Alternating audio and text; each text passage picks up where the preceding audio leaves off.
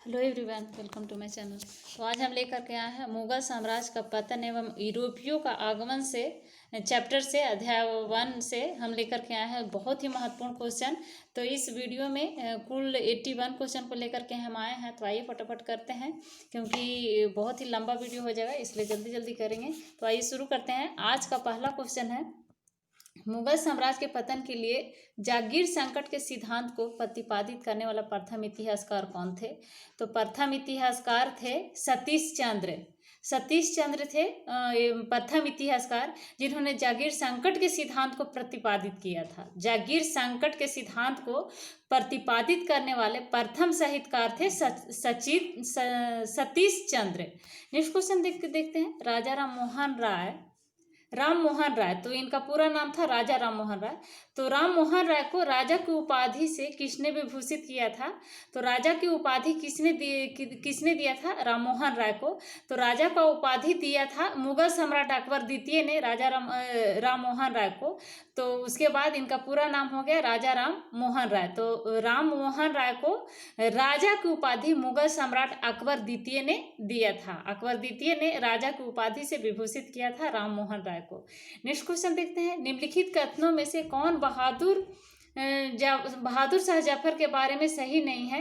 देख लेते हैं। ऑप्शन ए में दिया हुआ, वह बिना साम्राज्य का सम्राट था। इब्राहिम जौक और असदुल्लाह खां गालिब उसके कविता के शिक्षक थे। हसन अस्करी उसके आध्यात्मिक निर्देशक थे। वह 1 लाख रुपये से कम प्रतिमाह ईस्ट इंडिया कंपनी से पेंशन के रूप में प्राप्त करता था। तो इसका वह 1 लाख रुपये से कम प्रतिमाह ईस्ट इंडिया कंपनी से पेंशन के रूप में प्राप्त करता था। तो इसका राइट आंसर हो जाएगा ऑप्शन डी। क्वेश्चन में पूछ रहा है बहादुर शाह जफर के बारे में सही नहीं है, तो ऑप्शन डी सही नहीं है, क्योंकि वह 1 लाख रुपये से कम प्रतिमाह ईस्ट इंडिया कंपनी से पेंशन के रूप में प्राप्त नहीं करता था। बाकी सब सही है। वह बिना साम्राज्य का सम्राट था। इब्राहिम जौक और असदुल्लाह खां गालिब उसके कविता के शिक्षक थे और हसन अस्करी उसके आध्यात्मिक निर्देशक थे। नेक्स्ट क्वेश्चन देखते हैं। निम्नलिखित में से किस मुगल बादशाह ने आलमगीर द्वितीय की उपाधि धारण की थी? तो आलमगीर द्वितीय की उपाधि धारण की थी अजीउद्दीन मुगल बादशाह था जिसने आलमगीर द्वितीय की उपाधि धारण की थी। आलमगीर द्वितीय। नेक्स्ट क्वेश्चन देखते हैं। जहांदार शाह राज सिंहासन पर बैठा मरणोपरांत, यानी जहांदार शाह किसके मरणोपरांत राज सिंहासन पर बैठा? क्वेश्चन में ये है कि जहांदार शाह सिंहासन पर किसके मरने के बाद बैठा? तो जहांदार शाह सिंहासन पर बहादुर शाह प्रथम के मरने के बाद मरणोपरांत बहादुर शाह प्रथम के मरणोपरांत जहांदार शाह राज सिंहासन पर बैठा था। तो इसका राइट आंसर हो जाएगा ऑप्शन बी, बहादुर शाह प्रथम के मरणोपरांत जहांदार शाह राज सिंहासन पर बैठा था, सम्राट बना था। नेक्स्ट क्वेश्चन है, निम्नलिखित में से किस मुगल सम्राट ने राजा राम मोहन राय को अपने दूत के रूप में लंदन भेजा था? तो राजा राम मोहन राय को अपने दूत के रूप में अकबर द्वितीय ने भेजा था लंदन भेजा था राजा राम मोहन राय को अपने दूत के रूप में अकबर द्वितीय। नेक्स्ट क्वेश्चन है, निम्नलिखित में से किस शासक ने उर्दू को राजकीय संरक्षण प्रदान किया था? तो उर्दू को राजकीय संरक्षण प्रदान करने वाला शासक था मोहम्मद शाह ने उर्दू को राजकीय संरक्षण प्रदान किया था। नेक्स्ट क्वेश्चन है, सुप्रसिद्ध उर्दू शायर मिर्जा गालिब का मूल निवास कहाँ था? आगरा, दिल्ली, लाहौर, लखनऊ। तो मूल निवास था आगरा। सुप्रसिद्ध उर्दू शायर था मिर्जा गालिब। तो मिर्जा गालिब का मूल निवास था आगरा। नेक्स्ट क्वेश्चन है, पांडिचेरी वर्तमान में पुदुचेरी के नाम से जाना जाता है। तो पांडिचेरी के संदर्भ में निम्नलिखित कथनों पर विचार कीजिए। कथन है कि पांडिचेरी पर कब्जा करने वाले पहले यूरोपीय शक्ति पुर्तगाली थे। दूसरा कथन है कि पांडिचेरी पर कब्जा करने वाली दूसरी यूरोपीय शक्ति फ्रांसीसी थे। और तीसरा कथन है कि अंग्रेजों ने कभी पांडिचेरी पर कब्जा नहीं किया। तो इसमें से इसका राइट आंसर हो जाएगा ऑप्शन ए, केवल 1 सही है। पांडिचेरी पर कब्जा करने वाले पहली यूरोपीय शक्ति पुर्तगाली थे। पुर्तगाली ने ही पांडिचेरी पर सबसे पहले कब्जा किया था, इसलिए इसका राइट आंसर है ऑप्शन ए, केवल 1 सही है। नेक्स्ट क्वेश्चन है, प्रथम कर्नाटक युद्ध के संदर्भ में निम्नलिखित कथनों पर विचार कीजिए। कथन है, पहला कथन है कि यह 1764 में प्रारंभ और 1748 ईस्वी में समाप्त हुआ था, प्रथम कर्नाटक युद्ध। तो प्रथम कर्नाटक युद्ध के बारे में पूछ रहा है। दूसरा कथन है कि कर्नाटक के नवाब अनवरुद्दीन ने इस युद्ध में अंग्रेजों की ओर से दखलंदाजी की। और तीसरा कथन है कि चांदा साहेब को बंदी बनाकर उन्हें फांसी दी गई। चौथा कथन है कि युद्ध के उपरांत फ्रांसीसियों द्वारा मद्रास अंग्रेजों को वापस कर दिया था। तो उपयुक्त में से कौन सा कथन सही है? तो इसका राइट आंसर हो जाएगा कथन 1, 2, 4 सही है, क्योंकि उस 1746 ईस्वी में प्रारंभ हुआ था प्रथम कर्नाटक युद्ध और 1748 में समाप्त हुआ था। और कर्नाटक के नवाब अनवरुद्दीन ने इस युद्ध में अंग्रेजों की ओर से दखलंदाजी दी थी। अंग्रेजों की ओर से इन्होंने इस युद्ध में लड़ा था। और इसका चौथा है कि युद्ध के उपरांत फ्रांसीसियों द्वारा मद्रास अंग्रेजों को वापस कर दिया गया था। अंग्रेजों को वापस दे दिया था फ्रांसीसियों ने युद्ध के बाद, इसलिए इसका राइट आंसर हो जाएगा 1, 2, 4। तो ऑप्शन हो जाएगा 1, 2, 4 सी राइट आंसर हो जाएगा। नेक्स्ट क्वेश्चन देखते हैं। निम्नलिखित प्रश्नों में दो वक्तव्य है, एक को कथन ए तथा दूसरे को कथन आर कहा गया है। इन दोनों वक्तव्यों को सावधानीपूर्वक परीक्षण कर इसका उत्तर नीचे दिए हुए कूट की सहायता से चुनिए।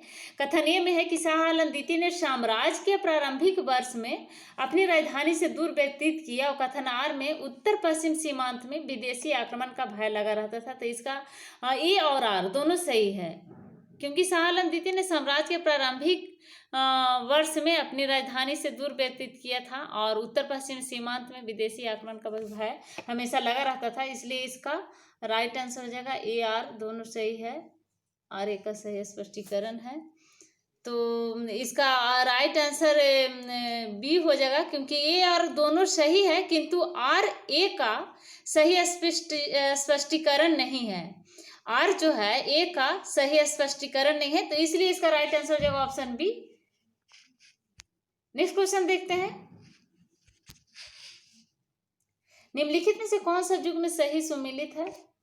तो युग्म को देख लेते हैं। बक्सर का युद्ध मीर जाफर विरुद्ध कलाइव लड़ा था, नहीं, कलाइव तो पलासी के युद्ध में लड़ा था, पलासी के युद्ध में था कलाइव, तो इसलिए ये तो गलत हो जाएगा।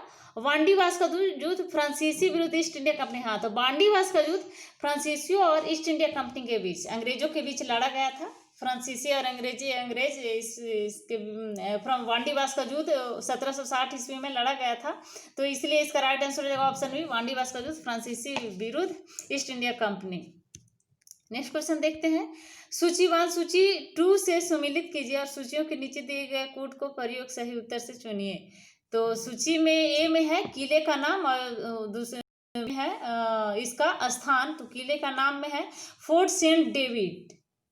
फोर्ट सेंट डेविस कौन सा जगह पे बना हुआ है? तो फोर्ट सेंट डेविस था बंगाल में। और फोर्ट सेविस था कडलोर में। फोर्ट सेंट डेविड कडलोर में और फोर्ट विलियम बंगाल में। फोर्ट सेंट जॉर्ज मद्रास में। फोर्ट लुई पौंडीचेरी में। तो इसका राइट आंसर हो जाएगा ऑप्शन सी 2, 3, 4, 1। नेक्स्ट क्वेश्चन देखते हैं। सूची 1 सूची 2 के साथ सुमिलित कीजिए और सूचियों के नीचे दिए गए कूट के उपयोग से सही उत्तर चुनिए। तो सूची 1 में है प्रथम कर्नाटक युद्ध प्रथम कर्नाटक युद्ध में कौन सा संधि के साथ प्रथम कर्नाटक युद्ध समाप्त हुआ था? प्रथम कर्नाटक युद्ध कौन सा संधि के बाद? तो प्रथम कर्नाटक युद्ध एक्सला चैपल संधि से अंत हुआ था, उसका समाप्ति हुई थी। और तृतीय कर्नाटक युद्ध में पेरिस की संधि के बाद तृतीय कर्नाटक युद्ध को समाप्त किया गया था। द्वितीय कर्नाटक युद्ध था और निर्णायक युद्ध था। प्रथम मैसूर युद्ध जो था ब्रिटिश की हार हुई थी। प्रथम मैसूर युद्ध में ब्रिटिश का हार हुआ था। नेक्स्ट क्वेश्चन देखते हैं। सूची 1 सूची 2 के साथ सुमिलित कीजिए और सूचियों के अंत में दिए गए कूट का सही आंसर चुनिए। तो पौंडीचेरी है और तो गोवा, ट्रावनकोर, मद्रास। तो पौंडीचेरी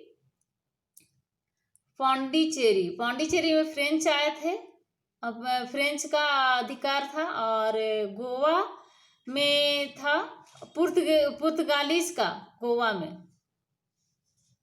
में था,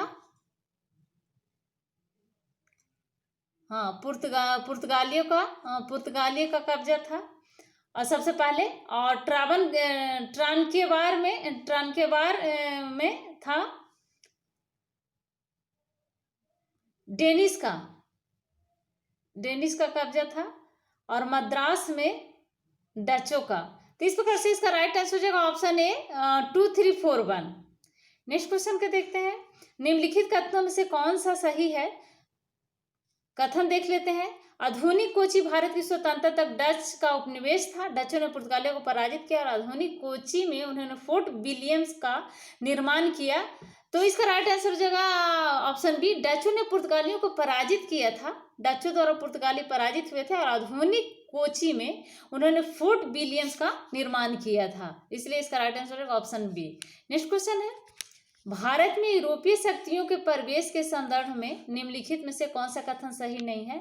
तो पुर्तगालियों ने 1499 ईस्वी में गोवा पर कब्जा किया। अंग्रेजों ने अपना पहला कारखाना दक्षिणी भारत में मछलीपट्टनम में लगा नहीं।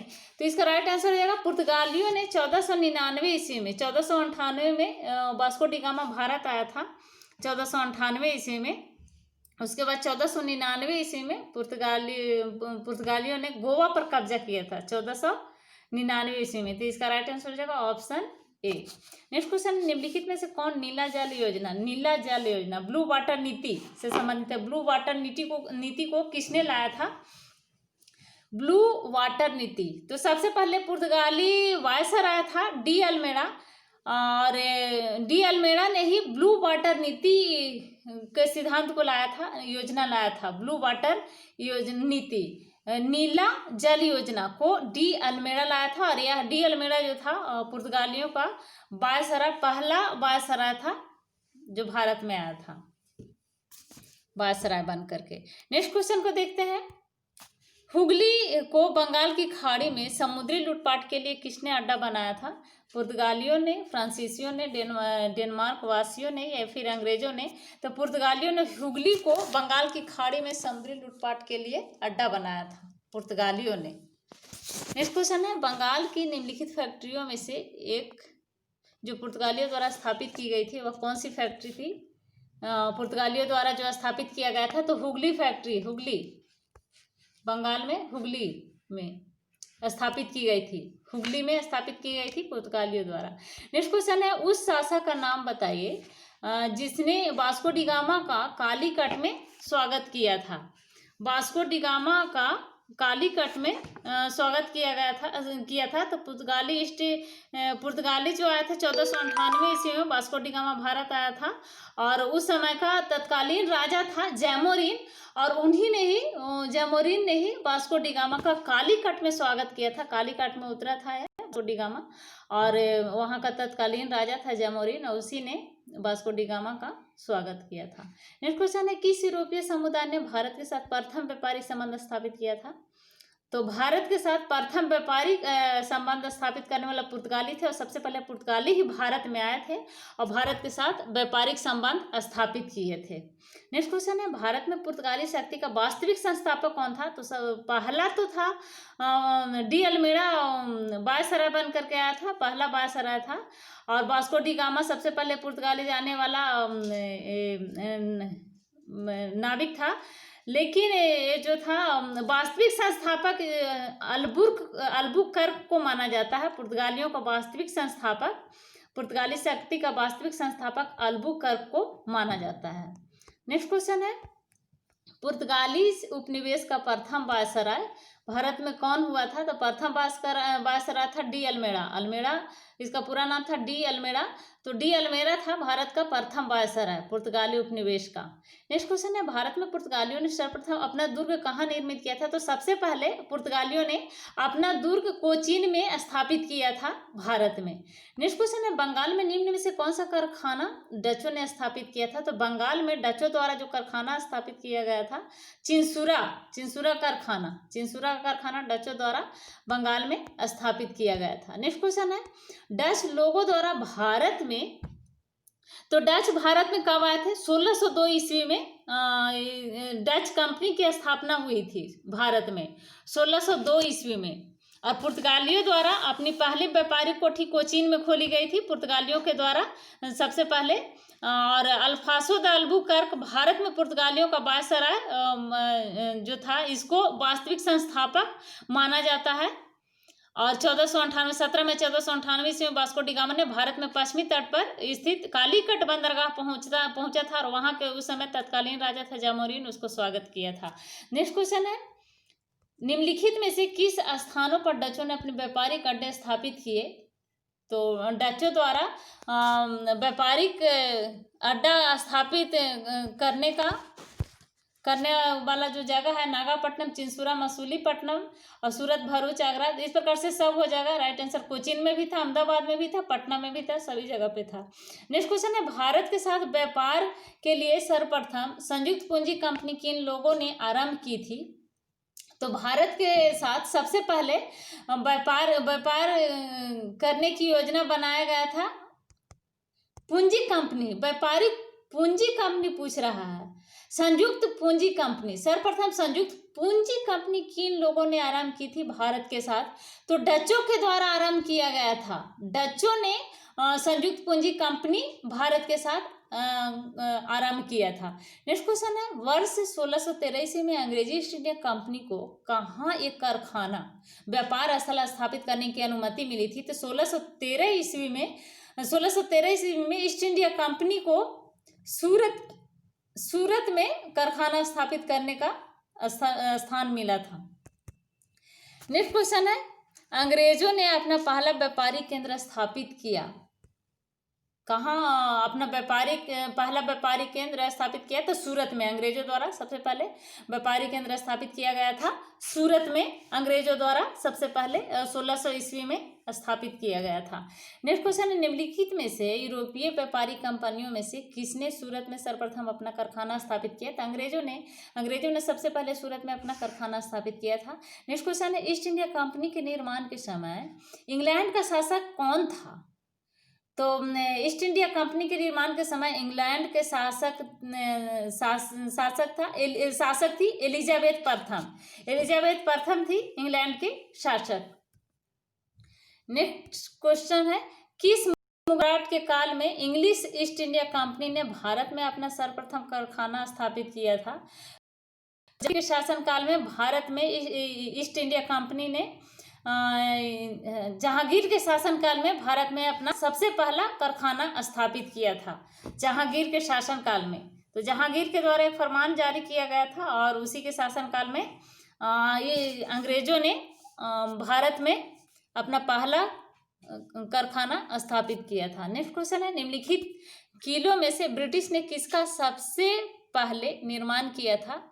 तो ब्रिटिश द्वारा सबसे पहला जो किला का निर्माण किया गया था वो किला है फोर्ट सेंट जॉर्ज को ब्रिटिश ने सबसे पहले निर्माण किया था। नेक्स्ट क्वेश्चन है, फोर्ट सेंट जॉर्ज भारत के किस राज्य में स्थित है? तो फोर्ट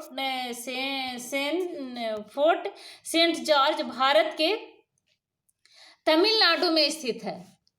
नेक्स्ट क्वेश्चन है, निम्नलिखित में से जिस एक शासक ने ईस्ट इंडिया कंपनी को दीवानी प्रदान की थी वह कौन था? तो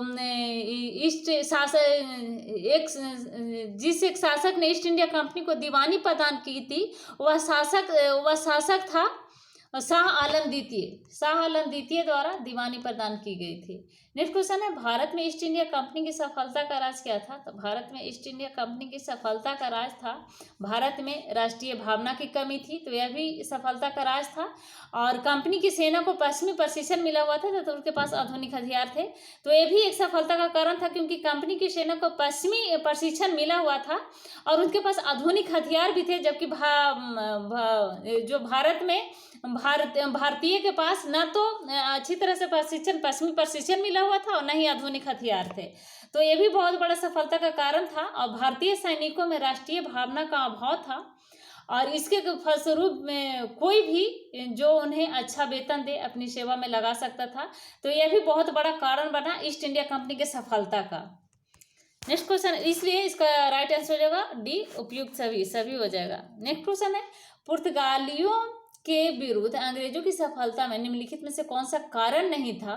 तो ऑप्शन देख लेते हैं। भारत में पुर्तगालियों की बढ़ती अलोकप्रियता, बोल रहा है पुर्तगालियों के विरुद्ध अंग्रेजों की सफलता में, अच्छा, पुर्तगालियों के विरुद्ध अंग्रेजों की सफलता में कारण का कौन सा जो है कारण नहीं था? तो भारत में पुर्तगालियों की बढ़ती अलोकप्रियता, पुर्तगालियों के घटते संसाधन, अंग्रेजों की नाविक शक्ति, और मुगलों, अंग्रेजों की नाविक शक्ति तो नहीं थी उतनी अच्छी, मुगलों एवं अंग्रेजों के व्यापारिक संबंध। तो ये हो जाएगा ऑप्शन डी, इसका राइट आंसर हो जाएगा। ये कारण नहीं था मुगलों एवं अंग्रेजों के व्यापारिक संबंध, बाकी सब कारण था। पुर्तगालियों के घटते संसाधन का भी कारण था, अंग्रेजों की नाविक शक्ति भी एक कारण थी, और भारत में पुर्तगालियों की बढ़ती अलोकप्रियता ये भी कारण था। नेक्स्ट क्वेश्चन है, निम्नलिखित में से किस अंग्रेज अधिकारी ने पुर्तगालियों को शौली के स्थान पर हराया था? तो पुर्तगालियों को शौली के स्थान पर हराया था थॉमस वेस्ट। थॉमस वेस्ट ने पुर्तगालियों को शौली के स्थान पे हराया था, शौली में हराया था। नेक्स्ट क्वेश्चन है, प्रारंभ में ब्रिटिश ईस्ट इंडिया कंपनी का लक्ष्य क्या था?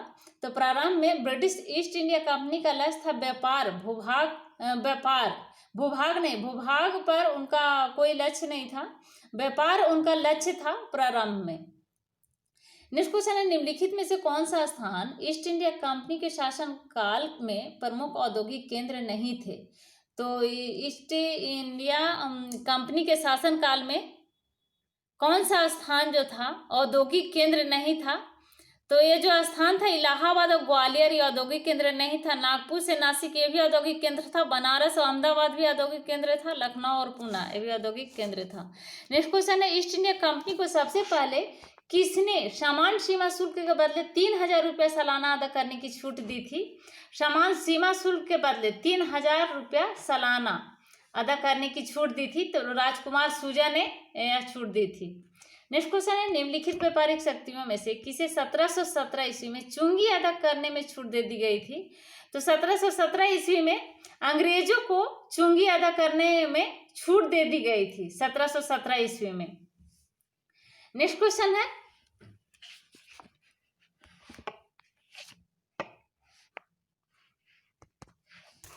निम्नलिखित में से सीमा शुल्क मुक्ति की स्वीकृति प्राप्त हुई थी किसको? तो ब्रिटिश को, अंग्रेजों को सीमा शुल्क मुक्ति की स्वीकृति प्राप्त हुई थी 1717 ईस्वी में। नेक्स्ट क्वेश्चन है, बेदरा के युद्ध में अंग्रेजों ने किसकी शक्ति को कुचल डाला था? तो बेदरा के युद्ध में अंग्रेजों ने डचों की शक्ति को कुचल डाला था। डच जो है बेदरा के युद्ध में बुरी तरह से पराजित हो गए थे और अंग्रेजों द्वारा इनको कुचल दिया गया था, इनकी शक्ति को। तो बेदरा के युद्ध में डचों को अंग्रेजों ने इसकी शक्ति को, डचों की शक्ति को कुचल दिया था। नेक्स्ट क्वेश्चन है, पुर्तगालियों द्वारा अंग्रेजों को बम्बई सौंपे जाने का अवसर क्या था? ऑप्शन देखते हैं। पुर्तगालियों द्वारा स्पेन के नियंत्रण से मुक्ति, पुर्तगाली राजकुमारी बंगराजा कैथरीन से चार्ल्स द्वितीय के विवाह। तो इसका राइट आंसर है ऑप्शन बी, क्योंकि पुर्तगाली राजकुमारी बंगराजा कैथरीन से चार्ल्स द्वितीय का विवाह हुआ था और उसी में अंग्रेजों को बम्बई सौंपा गया था पुर्तगालियों द्वारा, दहेज के रूप में दिया गया था पुर्तगालियों द्वारा बम्बई को अंग्रेजों को। पुर्तगाली राजकुमारी बंगराजा कैथरीन से चार्ल्स द्वितीय का विवाह एक कारण था। नेक्स्ट क्वेश्चन है, ब्रिटिश ईस्ट इंडिया कंपनी ने बम्बई किससे लिया था? तो ब्रिटिश ईस्ट इंडिया कंपनी ने बम्बई पुर्तगालियों से लिया था, दहेज के रूप में दिया था पुर्तगाली। नेक्स्ट क्वेश्चन है, सूरत में अंग्रेजों ने 1613 ईस्वी में कारखाना लगाने का फरमान जहांगीर ने किस कारण से जारी किया था? तो जहांगीर द्वारा फरमान जारी किया गया था 1613 ईस्वी में सूरत में कारखाना लगाने के लिए। तो सूरत में कारखाना लगाने के लिए जहांगीर द्वारा एक फरमान जारी किया गया था अंग्रेजों द्वारा पुर्तगाली बेड़ों को पराजित किए जाने के कारण, क्योंकि अंग्रेज जो है पुर्तगाली बेड़ों को पुर्तगाली को पराजित किए थे और इसी से खुश होकर के 1613 ईस्वी में जहांगीर ने एक फरमान जारी किया था सूरत में अंग्रेजों को फैक्ट्री बनाने के लिए, कारखाना खोलने के लिए। नेक्स्ट क्वेश्चन है, भारत में अंग्रेजी ईस्ट इंडिया कंपनी की प्रथम प्रेसिडेंसी कहाँ थी?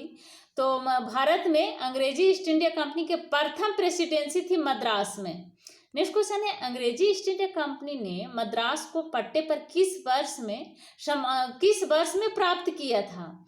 तो ये अंग्रेजी ईस्ट इंडिया कंपनी ने मद्रास को पट्टे पर 1639 ईस्वी में प्राप्त किया था, 1639 ईस्वी में। नेक्स्ट क्वेश्चन है, निम्नलिखित यूरोपियनों में से कौन सा एक स्वतंत्रता पूर्वक भारत में व्यापारी के रूप में सबसे अंत में आए थे? तो स्वतंत्रता पूर्वक व्यापारी के रूप में फ्रांसीसी सबसे अंत में आए थे। फ्रांसीसी सबसे पहले पुर्तगाली आए थे, पुर्तगाली कंपनी आई थी। पुर्तगाली कंपनी का 1498 ईस्वी में सबसे पहले पुर्तगाली आए थे। और अंग्रेजी ईस्ट इंडिया कंपनी की स्थापना 1600 ईस्वी में हुई थी और डच ईस्ट इंडिया कंपनी की स्थापना 1602 ईस्वी में हुई थी। तो सबसे लास्ट में आए थे फ्रांसीसी सबसे लास्ट में आए थे। लेकिन स्वीडिश ईस्ट इंडिया कंपनी से पहले उनकी स्थापना हो गई थी, उनकी कंपनी की, फ्रांसीसी ईस्ट इंडिया कंपनी की 1664 ईस्वी में स्थापना हो गई थी फ्रांसीसी ईस्ट इंडिया कंपनी, लेकिन सबसे लास्ट में आए थे फ्रांसीसी ही। नेक्स्ट क्वेश्चन है,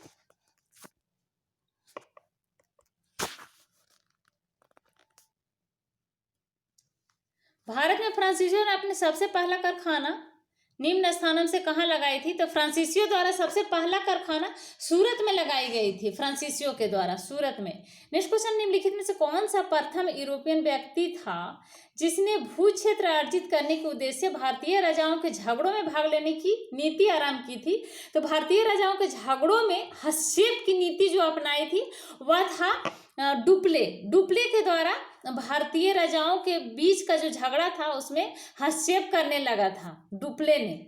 नेक्स्ट क्वेश्चन है, फ्रांसीसी दक्कन में शक्ति स्थापित करने में असफल रहे, तो इसका कारण क्या था? क्योंकि ये जो था अंग्रेजों की फौज शक्तिशाली थी और यही कारण था कि फ्रांसीसी दक्कन में शक्ति स्थापित करने में असफल रहे, अपना शक्ति को स्थापित नहीं कर पाए, अपना कारखाना स्थापित नहीं कर पाए। तो इसका कारण था कि अंग्रेजों की फौज बहुत ही शक्तिशाली थी। नेक्स्ट क्वेश्चन है, फ्रांसीसी ईस्ट इंडिया कंपनी का निर्माण किसके शासनकाल में हुआ था? तो फ्रांसीसी ईस्ट इंडिया कंपनी का निर्माण लुई 14वें के शासनकाल में हुआ था। लुई 14वां। फ्रांसीसी ईस्ट इंडिया कंपनी स्थानांतरित हुई थी, किसके शासनकाल में स्थानांतरित हुई थी? तो लुई 14वें के शासनकाल में स्थानांतरित हुई थी फ्रांसीसी east India company. Next question है, संस्थापित हुई थी। फ्रांसीसी ईस्ट इंडिया कंपनी किसके शासनकाल में संस्थापित हुई थी? तो लुई 14वें के शासनकाल में संस्थापित हुई थी। नेक्स्ट क्वेश्चन है, निम्नलिखित में से किसे भारत में फ्रांसीसी कंपनी का संस्थापक माना जाता है? तो फ्रांसीसी कंपनी का संस्थापक कोलबर्ट को माना जाता है। कोलबर्ट को फ्रांसीसी कंपनी का भारत में संस्थापक माना जाता है। नेक्स्ट क्वेश्चन है, फ्रेंच ईस्ट इंडिया कंपनी की स्थापना कौन सा साल हुई, किस वर्ष हुई थी? फ्रेंच ईस्ट इंडिया कंपनी की स्थापना तो 1664 ईस्वी में फ्रेंच ईस्ट इंडिया कंपनी की स्थापना हुई थी, 1664 ईस्वी में। और पुर्तगाली ईस्ट इंडिया कंपनी की स्थापना हुई थी 1498 में, अंग्रेजी ईस्ट इंडिया कंपनी की 1600 ईस्वी में, और डच ईस्ट इंडिया कंपनी की स्थापना 1602 में, और डेनिश ईस्ट इंडिया कंपनी की स्थापना 1616 ईस्वी में हुई थी, और फ्रांसीसी ईस्ट इंडिया कंपनी की स्थापना 1664 ईस्वी में हुई थी। उसके बाद स्वीडिश ईस्ट इंडिया कंपनी की स्थापना हुई थी 1731 ईस्वी में। नेक्स्ट क्वेश्चन देखते हैं, ला बुर्दानो इस स्थान का कौन सा स्थान का गवर्नर था? ला बुर्दानो। तो ला बुर्दानो मद्रास का गवर्नर भी नहीं था, पौंडीचेरी का भी नहीं था, मॉरिशस का भी नहीं था। तो इनमें से किसी का भी गवर्नर नहीं था, तो इसलिए इसका राइट आंसर ऑप्शन डी, इनमें से कोई नहीं। नेक्स्ट क्वेश्चन देखते हैं, कर्नाटक के नवाब पद के लिए फ्रांसीसियों ने किसकी सहायता की थी? तो कर्नाटक के नवाब पद के लिए फ्रांसीसियों ने नासिर जंग की सहायता की थी। नेक्स्ट क्वेश्चन है, निम्नलिखित में से प्रथम कर्नाटक युद्ध का तत्कालीन कारण क्या था? तो प्रथम कर्नाटक युद्ध का तत्कालीन कारण था, प्रथम कर्नाटक युद्ध का अंग्रेजों द्वारा फ्रांसीसी जहाजों का अभिग्रहण। तो अंग्रेजों द्वारा फ्रांसीसी जहाजों का अभिग्रहण कर लिया था और यही कारण था प्रथम कर्नाटक युद्ध का तत्कालीन कारण। नेक्स्ट क्वेश्चन है, प्रथम कर्नाटक युद्ध के बाद किसको डुप्ले द्वारा हैदराबाद में तैनात किया गया था। तो डुप्ले द्वारा हैदराबाद में कर्नाटक युद्ध के बाद बुस्सी को तैनात किया गया था। नेक्स्ट क्वेश्चन है, नीचे दिए गए यूरोपीय युद्धों में से किसने भारत में प्रथम कर्नाटक युद्ध भड़का दिया था? तो भारत में प्रथम कर्नाटक युद्ध भड़काने वाला था ऑस्ट्रेलिया का उत्तराधिकारी का युद्ध, और यही कारण था प्रथम कर्नाटक युद्ध का भड़काने का। नेक्स्ट क्वेश्चन है, कर्नाटक युद्ध किनके बीच हुए? तो कर्नाटक का युद्ध हुआ था अंग्रेजी और फ्रांसीसियों के बीच। कर्नाटक का युद्ध हुआ था अंग्रेजों और फ्रांसीसियों के बीच। कर्नाटक का युद्ध हुआ था अंग्रेजों और फ्रांसीसियों के बीच। नेक्स्ट क्वेश्चन है, निम्नलिखित युद्धों में से किस एक ने भारत में फ्रेंच ने भाग का निर्माण कर दिया था? तो भारत में फ्रेंच के भाग का निर्माण कर दिया था। तो वांडीवास का युद्ध, वांडीवास का युद्ध में भारत में फ्रेंच का भाग का निर्माण कर दिया था। वांडीवास का युद्ध का जो 1760 ईस्वी में वांडीवास का युद्ध हुआ था, तो उसी में फ्रांसीसियों का भाग का निर्णय कर दिया था, क्योंकि वांडीवास का युद्ध जो था 1760 ईस्वी में जो लड़ा गया था, इसमें फ्रांसीसी की हार हुई थी। फ्रांसीसी शक्ति इनको कुचल दिया गया था अंग्रेजों के द्वारा। नेक्स्ट क्वेश्चन है, वांडीवास के युद्ध 1760 ईस्वी में किनके बीच हुई थी? तो ब्रिटिश ने फ्रेंच को हराया था वांडीवास के युद्ध में। तो अंग्रेजों और फ्रेंच के साथ हुई थी, फ्रांसीसियों के बीच। वांडीवास का युद्ध इन दोनों के बीच लड़ा गया था, तो अंग्रेजों और फ्रांसीसियों के बीच लड़ा गया था। ऑप्शन ए हो जाएगा इसका राइट आंसर। नेक्स्ट क्वेश्चन है, उन फ्रांसीसी सेनापति का नाम बताइए जो 1760 के वांडीवास युद्ध में पराजित हुआ था। तो वांडीवास के युद्ध में 1760 ईस्वी में काउंट लाली ने पराजित हुआ था, फ्रांसीसी सेनापति था। नेक्स्ट क्वेश्चन है, लंदन में ब्रिटिश ईस्ट इंडिया कंपनी के गठन के समय भारत का निम्नलिखित में से कौन सा बादशाह था? तो लंदन में ब्रिटिश ईस्ट इंडिया कंपनी के गठन के समय भारत का बादशाह था अकबर। अकबर था भारत का बादशाह। नेक्स्ट क्वेश्चन है, भारत का बादशाह उस समय कौन था जब ब्रिटेन की ईस्ट इंडिया कंपनी की स्थापना हुई थी? तो भारत का बादशाह था जब ब्रिटेन में ईस्ट इंडिया कंपनी की स्थापना हुई थी, अकबर था। नेक्स्ट क्वेश्चन है, निम्नलिखित यूरोपीय शक्तियों ने भारतीय व्यापार में समय समय पर प्रवेश किया था। तो कौन सा शक्तियों ने समय समय पर प्रवेश किया था? तो वो था, सबसे पहले तो पुर्तगाली शक्ति आई थी, पुर्तगाली आए थे भारत में। उसके बाद आए थे, ये ऑप्शन में जो दिया हुआ है, तो उसके बाद आए थे डच आए थे। लेकिन अंग्रेजी ईस्ट इंडिया कंपनी, इनसे पहले अंग्रेजी ईस्ट इंडिया कंपनी की स्थापना हो गई थी 1600 ईस्वी में ही। उसके बाद पुर्तगाली के बाद डच आए थे, और उसके बाद हो जाएगा अंग्रेज आए थे, और उसके बाद आए थे फ्रांसीसी। तो इसका राइट आंसर हो जाएगा ऑप्शन बी 4213। नेक्स्ट क्वेश्चन है,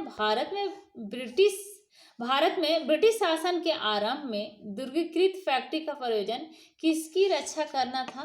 तो दुर्गीकृत फैक्ट्री का प्रयोजन का रक्षा करने का उद्देश्य था यूरोप को भेजने हेतु संग्रहित माल गोदाम की। नेक्स्ट क्वेश्चन है, 18वीं शताब्दी के अंत तक भारत में किस भाग में यूरोपीय ईसाई मिशनरीज अधिक सक्रिय थी? तो भारत के जो यूरोपीय ईसाई मिशनरी अधिक सक्रिय थी वो बंगाल और असम में। तो भारत के बंगाल और असम भाग में यूरोपीय ईसाई मिशनरीज अधिक सक्रिय थी। नेक्स्ट क्वेश्चन है, भारत में मुद्रणालय लाने वाले निम्नलिखित में प्रथम कौन थे? तो पुर्तगाली थे मुद्रणालय को भारत में लाने वाले, पुर्तगाली ही थे। सबसे पहले पुर्तगाली ही भारत में मुद्रणालय को लाया था और मुद्रणालय को स्थापित किया था। नेक्स्ट क्वेश्चन है, निम्नलिखित ब्रिटिश कंपनियों में से किसे भारत में व्यापार करने का पहला अधिकार पत्र प्राप्त हुआ था? तो पहला व्यापार करने का पहला अधिकार प्राप्त करने वाला कंपनी था लिवेंट कंपनी। भारत से जो अधिकार प्राप्त हुआ था तो लिवेंट कंपनी को प्राप्त हुआ था। नेक्स्ट क्वेश्चन है, असम में सर्वप्रथम चाय कंपनी की स्थापना कब हुई थी? तो असम में सबसे पहले चाय कंपनी की स्थापना 1839 ईस्वी में हुई थी। नेक्स्ट क्वेश्चन है सूची 1 सूची 2 को मिलाइए। पांडिचेरी, तो पांडिचेरी पर कब्जा था, पांडिचेरी पर कब्जा था डेनिश को, पांडिचेरी पर कब्जा था डचों को, फ्रेंच को, फ्रांसीसियों का पांडिचेरी, हाँ फ्रांसीसियों का कब्जा था, तो इसका 2 हो जाएगा। और गोवा पर कब्जा था पुर्तगालीस का, तो 3 हो जाएगा। और ट्रांकेवार पर कब्जा था डेनिश का, और मद्रास पर कब्जा था डचों का, इसलिए इसका राइट आंसर है ऑप्शन ए 2, 3, 4, 1। नेक्स्ट क्वेश्चन देखते हैं। उत्तरकालीन मुगल काल के सैयद बंधुओं के बारे में निम्नलिखित में से कौन सा कथन सत्य नहीं है, सत्य नहीं है पूछ रहा है, तो इसका ऑप्शन देखना होगा। वे जहांदार शाह को सत्ता में लाए, उन्होंने प्रशासन शक्ति को नियंत्रित किया, उन्होंने सहिष्णुता की धार्मिक नीति अपनाई, उन्होंने राजा शाहू के साथ समझौता किया। उत्तरकालीन मुगल काल के सैयद बंधुओं के बारे में, तो सैयद बंधुओं ने प्रशासन शक्ति को नियंत्रित किया था, ये सही है। और उन्होंने सहिष्णुता की धार्मिक नीति भी अपनाई थी और राजा शाहू के साथ समझौता भी किया था, तो जो सही नहीं है वो हो जाएगा ऑप्शन ए, वे जहांदार शाह को सत्ता में लाए, ये सही नहीं है। तो ये थे आज के हमारे इस वीडियो का कुल 81 क्वेश्चन। नेक्स्ट वीडियो में हम लेकर के आएंगे अध्याय 2 को, स्वायत्त राज्यों का उदय से महत्वपूर्ण क्वेश्चन को। तो अगर अभी तक आपने मेरे चैनल को सब्सक्राइब नहीं किया है तो प्लीज़ मेरे चैनल को सब्सक्राइब करें, लाइक करें एंड शेयर करें। Thank you.